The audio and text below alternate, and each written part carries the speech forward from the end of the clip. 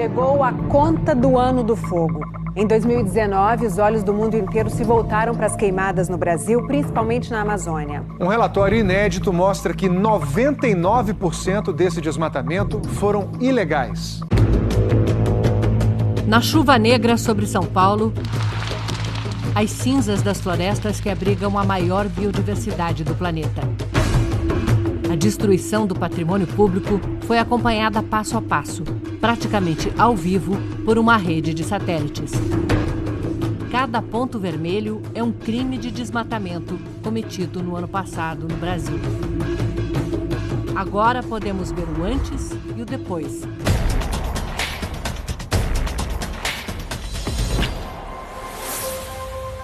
As provas de crimes que destruíram 12 mil quilômetros quadrados de vegetação nativa, mais de 2 vezes a área do Distrito Federal.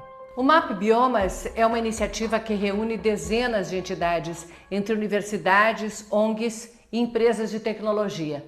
Pela primeira vez, ela conseguiu analisar todas as imagens de satélites dos alertas de desmatamento lançados durante um ano inteiro por 3 fontes diferentes, entre elas o INPE, o Instituto Nacional de Pesquisas Espaciais.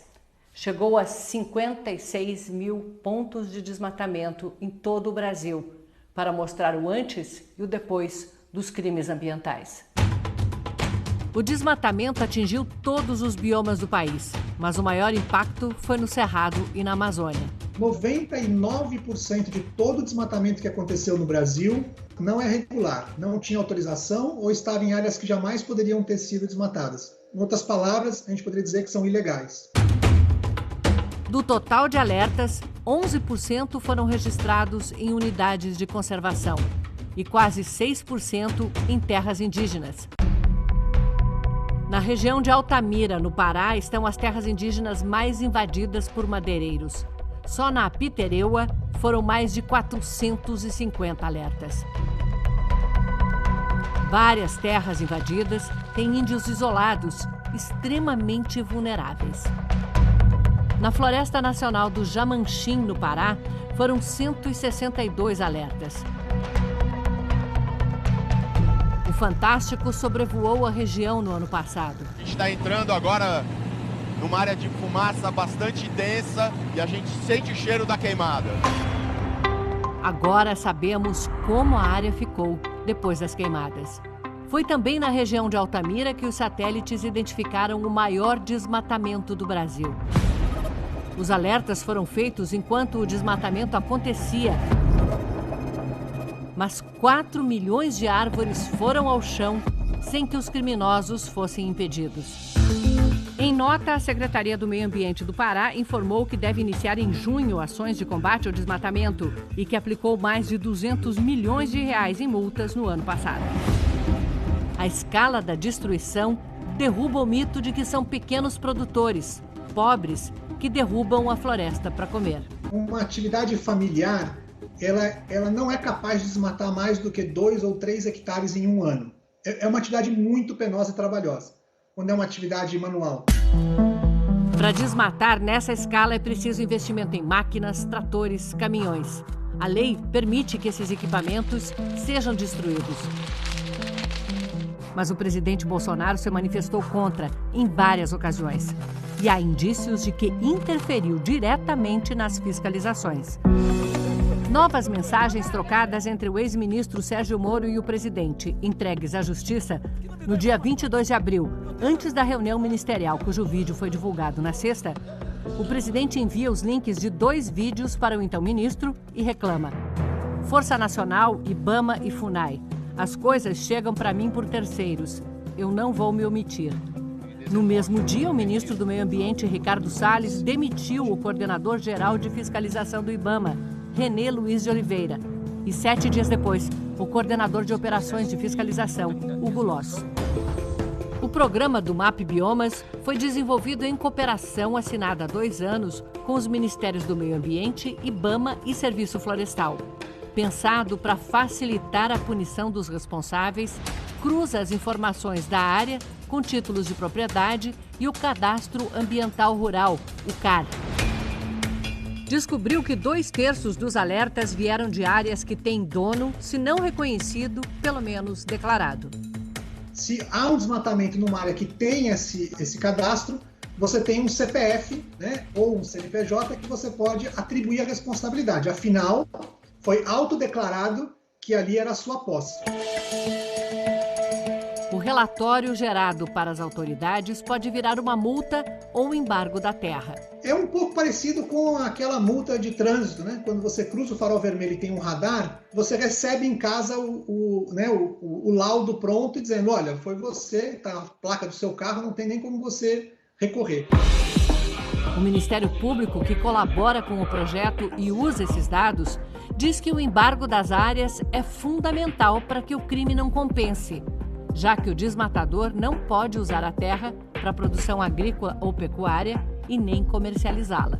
Você embargando e impossibilitando qualquer atividade naquela área, você já causa um prejuízo econômico grande para quem investiu no desmatamento, independentemente de quem seja.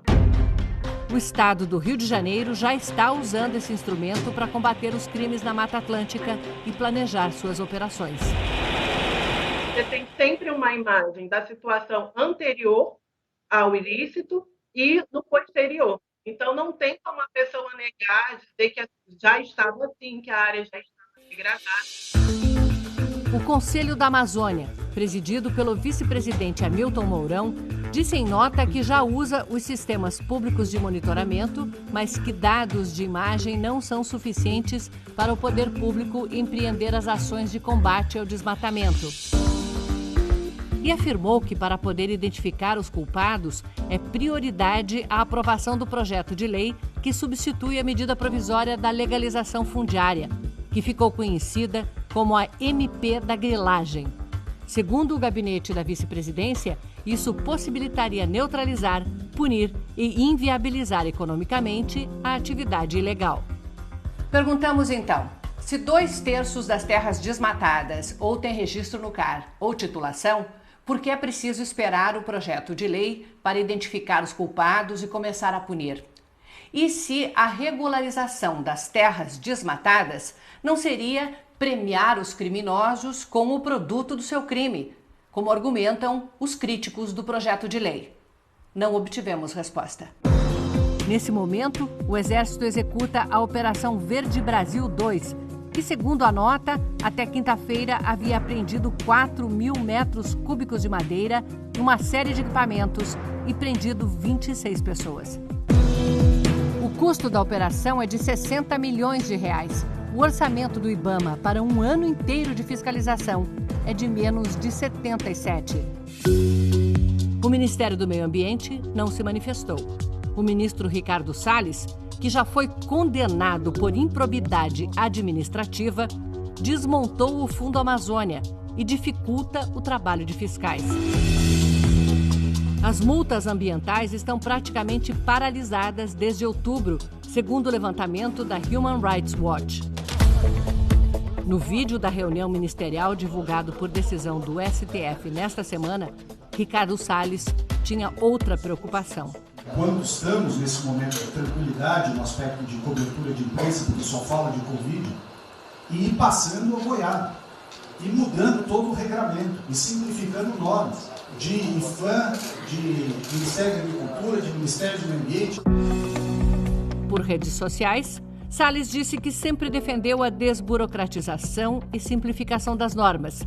Só não explicou por que pretendia fazer isso sem o conhecimento da sociedade.